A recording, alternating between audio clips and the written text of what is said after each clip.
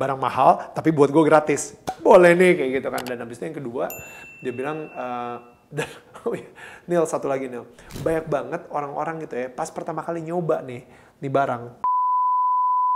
Seperti yang kita tahu, banyak orang jatuh ke drugs. Mungkin bukan banyak di selebriti, tapi karena mereka yang terekspos ya. Tetapi basically banyak orang jatuh ke drugs. Mereka try to get out, bisa balik lagi. Menurut kamu, kenapa orang bisa jatuh ke drugs?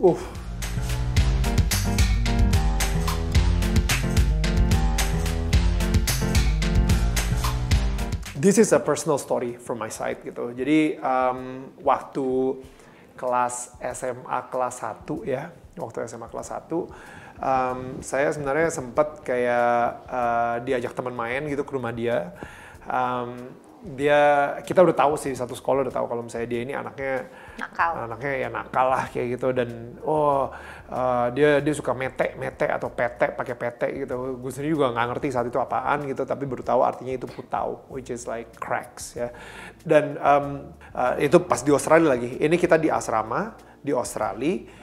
Dan pas gue datang ke Jakarta, kebetulan lagi ini, dia ngajak gue, Nil, main dong ke rumah gue, hangout aja kayak gitu. Ya udah, akhirnya gue datang ke rumah dia ngajak gue kayak abis makan siang gitu, dia ngajak gue kayak, bro, main aja ke kamar gue yuk kayak gitu, kita main game lah atau apa. Ya udah, kita main game bentar. Tapi setelah main game, abis itu dia bilang, man, lo tau nggak, gue ada barang bagus banget nih buat lo, which is PT gitu.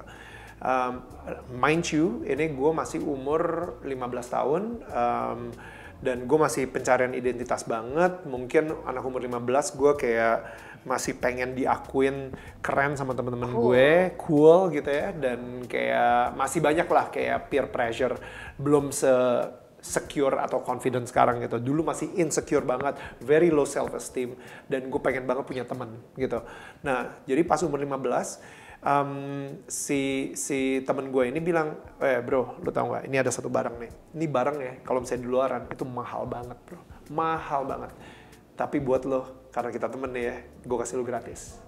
Wow. Darah dagang gue langsung mendidih gitu kan. Wow, barang mahal, tapi buat gue gratis. Boleh nih, kayak gitu kan. Dan habis itu yang kedua, dia bilang, dan oh iya, Nil, satu lagi Nil, banyak banget orang-orang gitu ya pas pertama kali nyoba nih barang, banyak dari mereka muntah. Itu gue jadi penasaran sih. Dia ngeliat ke gue, ke mata gue, dia bilang, gue jadi penasaran sih, lo orang yang bakal muntah atau enggak ya? Lo orang yang kuat atau enggak ya? Challenge ya. Ya, itu jujur buat gue poin-poinnya itu udah tepat banget. Gue sebagai seorang dari merantau yang berumur 15 tahun udah bisa kena banget, jujur. Kayak gue sendiri saat itu pengen banget nyobain putau, pengen banget nyobain kayak si PT itu ya. Gue pengen banget kelihatan cool, gue pengen banget diterima sama dia, gue pengen banget ngejawab challenge dia. Gue nggak pengen kayak, aduh takut atau apa kayak gitu. Gue nggak mau malu-maluin. Sehingga akhirnya gue nggak tahu kenapa, gue bilang sama dia, gue bilang kayak gini, bro, sorry banget nih, tapi abis ini nyokap gue nih jemput gue nih dari rumah lo nih. Kalau misalnya muka gue beler, yang ada nyokap gue nanti ketahuan loh. Aduh, kan nggak enak nih. Kayaknya gue nggak dulu deh kali ini. Sorry banget ya, next time deh. Gitu. Masih nggak enak gitu kan. Nah, akhirnya, payah lo. Nggak apa-apa bro, kalau misalnya beler, tinggal minum air jeruk, nggak ada baunya, muka lo sadar lagi segala gitu. Dia masih ini kan. Gue mikir, jangan sekarang, sorry. Bahkan kesebut sama di mulut gue, kalau misalnya supir gue yang jemput, mungkin gue udah nyobain ini sama lo. Gue mau ngomong kayak gitu. In the end, gue gak nyobain, dia... Tapi benar ibumu yang jemput? Betul, emang kebetulan nyokap gue yang jemput. Dia akhirnya nyobain, bukan nyobain ya, dia emang make gitu ya, jadi dia pakai di depan gue. Dan akhirnya ya udah dia high, abis itu tidur. Gue awkward gitu di kamar dia gitu kayak, gue harus ngapain ya sekarang? Nah, tapi inti cerita dari itu adalah I could be that, bisa kena banget. Tapi kalau misalnya bukan karena nyokap gue yang jemput gue saat itu, mungkin gue udah nyobain. Mungkin kalau misalnya supir gue yang jemput, mungkin gue udah nyobain.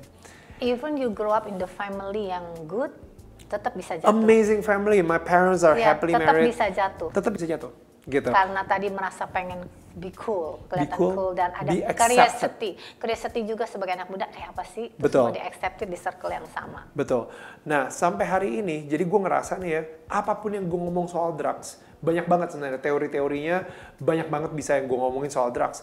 Tapi kalau misalnya kita nyobain sekali, jujur most probably pas gue nyampe di Australia, si temen gue ini bisa, mau lagi nggak nih kayak di Jakarta kemarin, seru kan? Yuk lagi yuk. Pasti bisa. Dan gue yang kayak pengen diterima, ayolah, udah.